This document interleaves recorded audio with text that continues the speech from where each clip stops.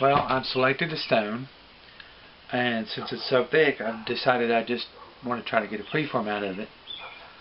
So then what's next? If you're going to do any kind of flint knapping, you're going to have to develop a great familiarity with one of these. These are the tools of the trade. The only thing I don't have is antler billets. One reason is because they're very expensive. Another reason is I've never tried to knap with antler. But I did make me an indirect percussion tool using antler tips, and I have had modest success with that. If you'll notice, every tool that the knapper uses comes in different sizes. I mean, you have little flakers all the way up to the big issue sticks. You have the copper boppers all the way from the smallest all the way to the biggest. You have the indirect percussion tools. You have the small little copper tips all the way up to the big copper tips. And then you'll have the large antler tips. This is because that the kind of rocks that you choose and your efficiency level is going to determine what tool you start out with. Now, this is a small rock that's been heat treated, and it already has angles on it that I can start with. This is small enough that I don't need to start out with a hammerstone. But if I was going to do this rock, even though it's the same material, it doesn't have any good angles to start with, so I'd probably want to use a hammerstone to establish some angles that I can use as platforms. So I might use the same tool. I might use the small tool, or I might be able to use the big tool, because you want to get the biggest flakes off you can at the start. Thinning from the beginning, I like to call it. Now, this is Fort Payne material, but you can see this is a big chunk. So I don't even think I could even start with an indirect percussion tool, because there's nothing to grab onto. It's all smooth edges. So I might have to use a percussion tool to establish some platforms. So that would probably be a good reason to use a hammerstone. Now, this material is Tennessee River, and it's been heat treated, but this is still very tough material. It doesn't flake very smoothly like Fort Payne or obsidian or something. It steps a lot, so you're going to have to use power to drive these flakes off from this stuff. So you're going to have to use a large tool, probably a 1/4 inch copper or a large deer antler, to get the flakes to come off cleanly. Now, what we have to do is think about what we want to accomplish with the stone we selected. Now, our first goal should be not only thinning, but establishing a working edge. So with a big chunk like this, you're going to have to remove a lot of mass at one time. You're going to have to thin it as quickly as possible, because you're going to lose a lot of size. I'm not very good with hammerstones, so we're here to use the Allergic Hobbit's method and not exactly copy him. So I don't have to use hammerstones. I can use copper boppers, as long as I accomplish what I started out to do, and that was to thin the piece and to establish a working edge and establish some platforms that I can use to then strike and get some secondary thinning flakes, which will give the piece some convexity and make our flakes travel farther. You may not know this, but even the smallest things that the Allergic Hobbit does has a purpose behind it. If you will put your foot up on something, he uses a large abrading stone that he does use, And if you can find a large boulder like that, then by all means get that. But if you can prop your foot up on anything like this that's tall enough and scoot forward, then when you put this tool under your knee and you scoot forward far enough, it locks it in. That way you won't be dropping it, your hands are free, and you can use both hands to manipulate the rock and the billet, and it locks the tool under your leg. I'm going to pause here just a minute to talk about safety. Now, I wear eyeglasses, so I don't have to worry too much about getting chips of flint in my eyes. But every flint knapper is going to get cuts on his fingers. And I wrap my fingers up with this material here. The allergic Hobbit sometimes uses gloves or a part of a glove or maybe even band-aids, but this stuff right here works really well. It binds onto your fingers and it won't come off until you take it off. And it also protects against abrasion, because when you hold these rocks really tight and you're hitting on them, you're going to get a lot of abuse to your fingers, and this will help with that too. Okay, I want to see if I can get a bird point out of this, and the reason I pulled my pant leg up is because I usually nap in shorts, and that helps me to hold the percussion tool. And since I've already got some edges to use, I'm going to just start out with the little 1/8 inch copper and see what I can get.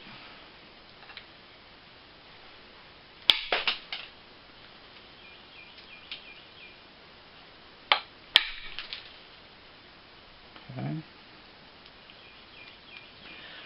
Now what I want to do, since this is the thickest part of the point, I want to try to get rid of that first if I can.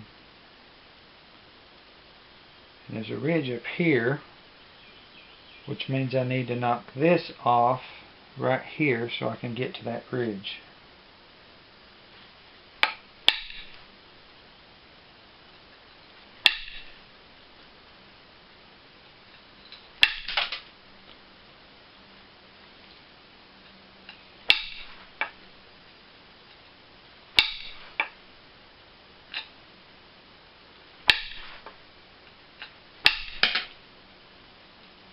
Okay.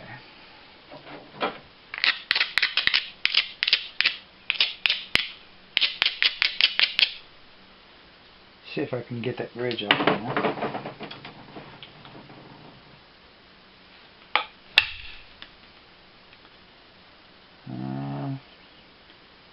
Not really.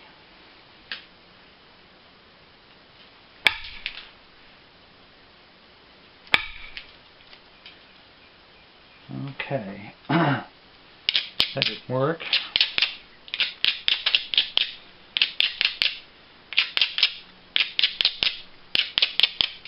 So I'll see if I can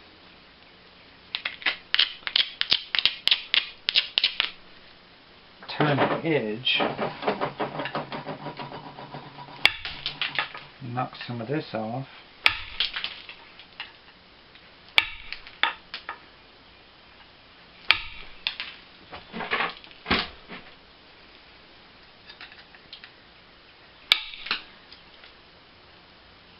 Okay.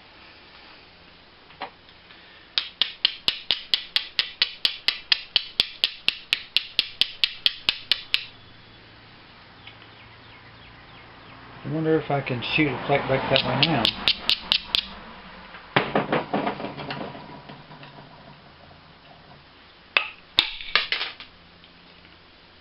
Yep, it came back and made it.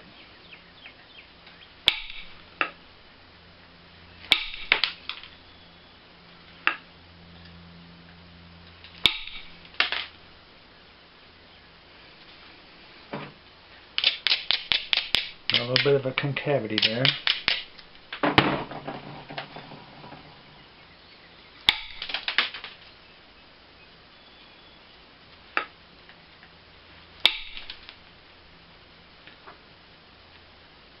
Okay.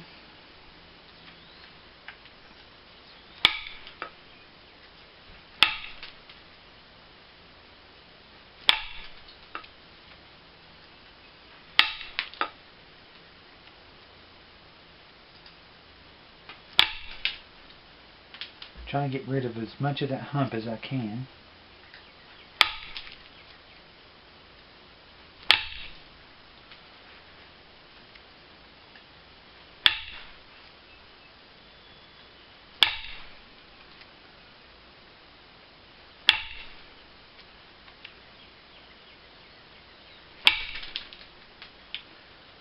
Got rid of a lot of it.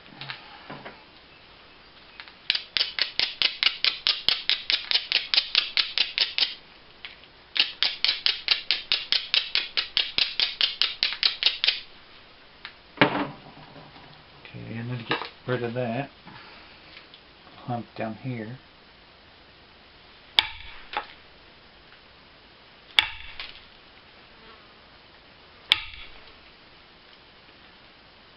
I'm going to work on flattening both sides.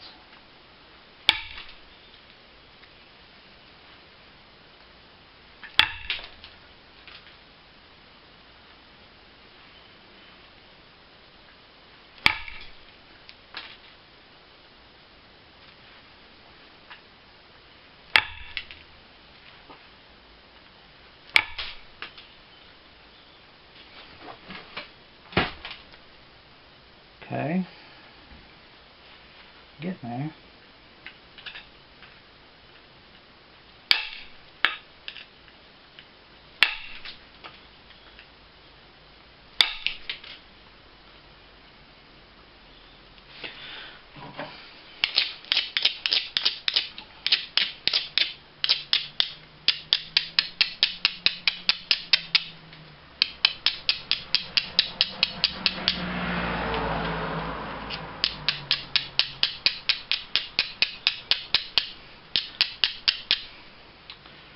Basically,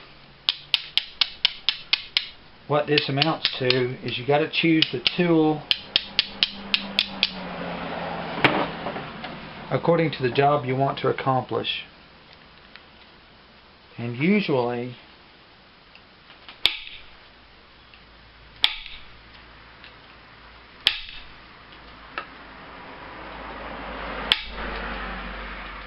the larger and the tougher a stone is,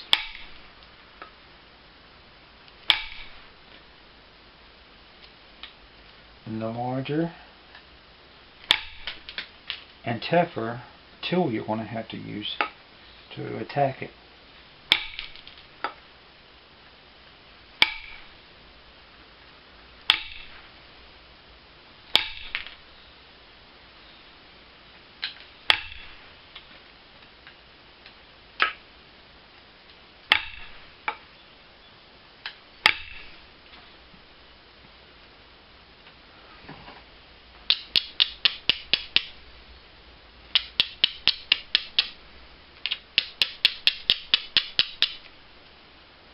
Okay, I'm going to use this other side now, see if I can get some off.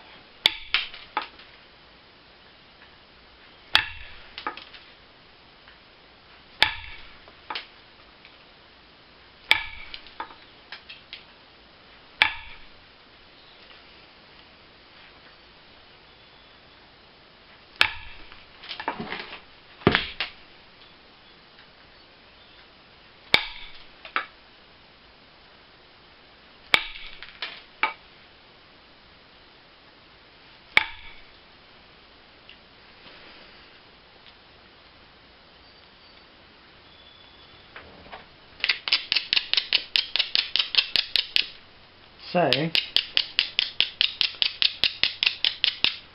I've about got what I want for a preform.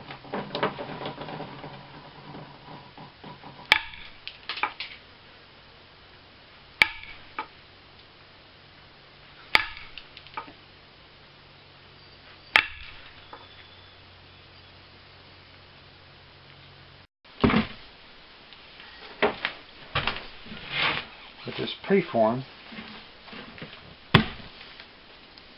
is to get this back off of here, and he usually does that by zigzagging the edge like this.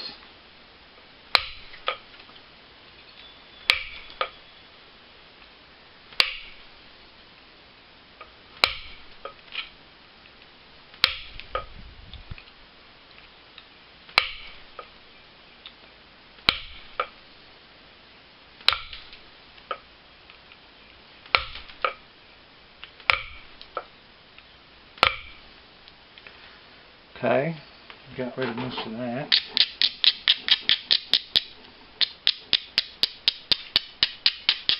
Now what I want to do is shoot a few flakes in this way to get rid of that concavity.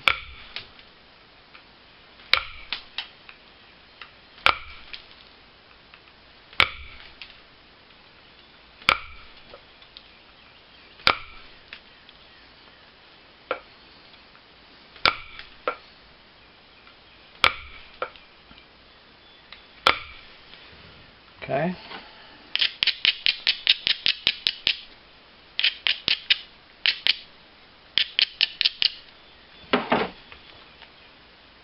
Now, I still got a thick spot here on the tip. I still got a thick spot here in the middle. I think I can run a flake this way to get rid of some of that.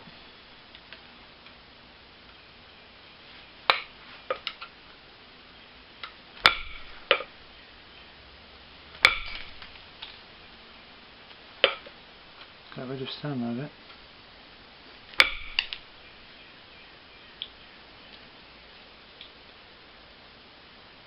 No, not enough.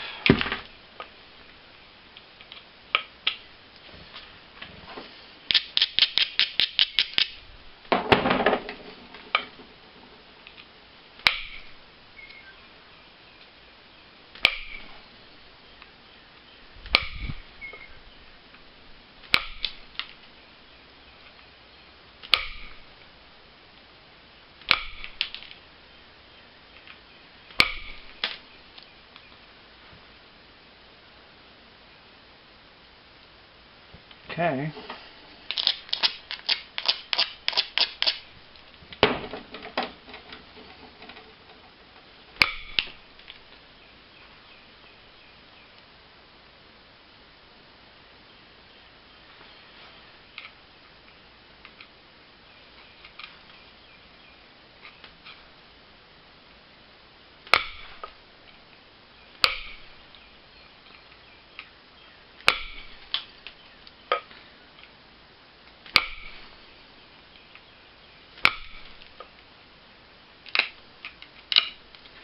Starting to crush, so I've got to build up stronger platforms.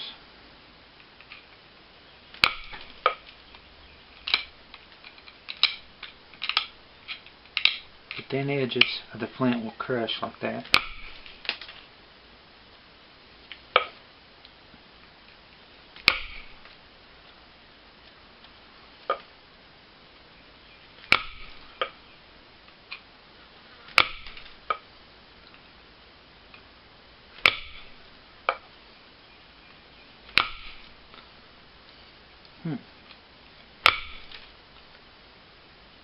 Spread really well.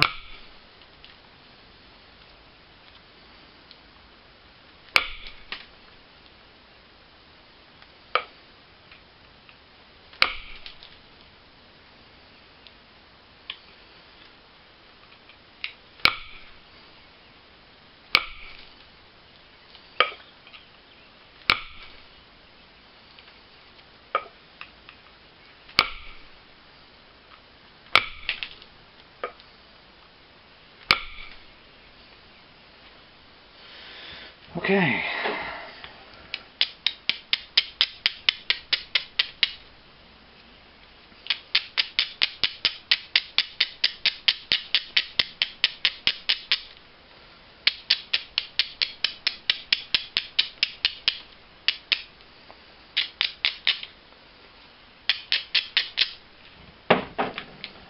Got it pretty thin. Still got a couple of spots I need to work on, like right here. Yeah, see, I got rid of most of that. That was a good flake there. Let's see, where else can I get one? Maybe right there.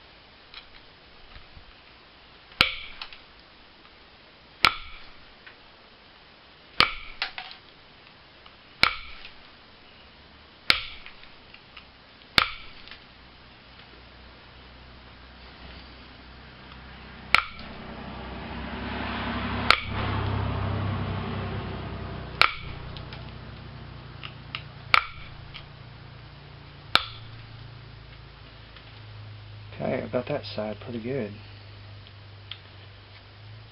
This side's good and sharp. Okay, let's see what I can do with this side.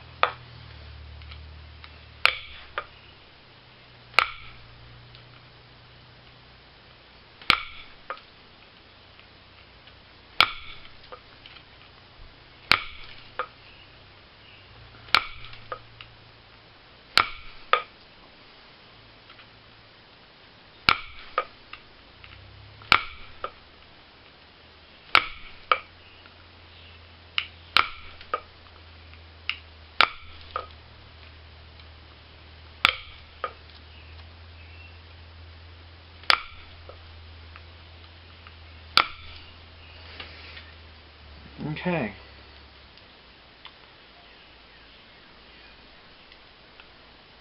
Looks pretty good. Just needs some refining and some notching, and it'll be done. Well, there's the finished point. It's not very big. I didn't notch it using a Hobbit's method. I used this tool instead, which is just galvanized iron pipes with a piece inside to hold a nail. It's just a masonry nail sharpened to a fine point. And on the final row of finishing flakes, I use this, which is the antler tip on one of my percussion tools, indirect percussion tools. This one is sharpened to a fine point using the tine end of antlers. And on this end I have a steel insert that I use for the same thing. It's sharpened to a fine point. This was heat treated material, so on this I chose to use the smaller tools. If I was using a really tough material like Tennessee River or something, I would have used larger tips on my tools, and I would have used larger tools as well. Here's a little bit better point that I made using Allergic Hobbit's method. I made this out of heat-treated Texas root beer. You can see how shiny it is. That's what heat treating does. It makes it real glossy. Now, basically what you're going to have to do is just decide what you want to accomplish, and then try to find the tool to accomplish that using your level of efficiency with that tool. Since this was heat treated material, it breaks very easily.